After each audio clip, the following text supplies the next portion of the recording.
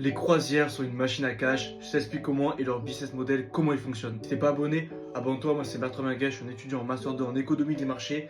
Et ici, on va décrypter comment fonctionne une croisière, une compagnie de croisière, notamment Costa, avec le bateau le Costa Toscana, qui est le plus gros de leur flotte. On va décrypter tout ça, leur chiffre d'affaires, leurs coûts, voir s'ils sont rentables et de combien et en combien de temps.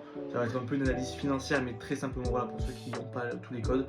C'est parti. Faisons simple, il y aura des coûts fixes et des coûts variables. En coûts fixes, on a le bateau qui va coûter entre 700 millions et 1 milliard.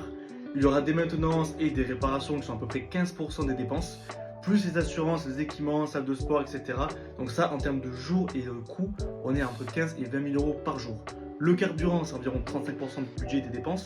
Donc c'est environ entre 80 000 et 200 000 euros au quotidien par jour dès que le bateau se déplace. Il y aura le personnel qui est le moins cher. Ils prennent beaucoup voilà, les travailleurs étrangers qui viennent des Philippines, de ce genre d'île. Donc là, on est, on va dire, en 1200 dollars, voire moins. Après, bon, le capitaine gagne beaucoup, mais on est voilà, en dessous des 1200 dollars pour les gens qui y travaillent.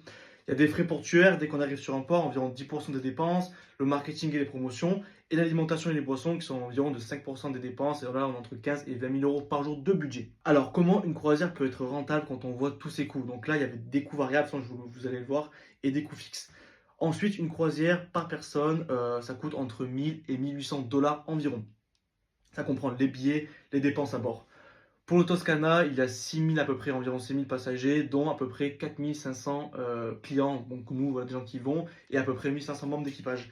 Donc si on fait ce calcul-là, 4500 passagers fois en une moyenne de 1400 par personne, ça revient à 6 500 000 la semaine de croisière. 6 500 000 la semaine de croisière, ça c'est pour une semaine. Le Toscana, il est sur la mer entre 40 et 40 semaines par an, donc ça leur fait un chiffre d'affaires annuel moyen d'environ 293 millions. 293 millions pour la rentabilité, déjà pour rembourser le bateau.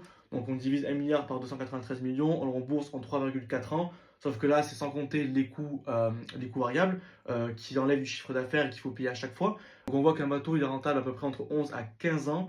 Et tout ça, ça réside dans quoi? Dans la bonne gestion des coûts variables. Notamment, c'est pour ça qu'ils achètent en grande quantité la nourriture et ça leur coûte très très très peu d'argent.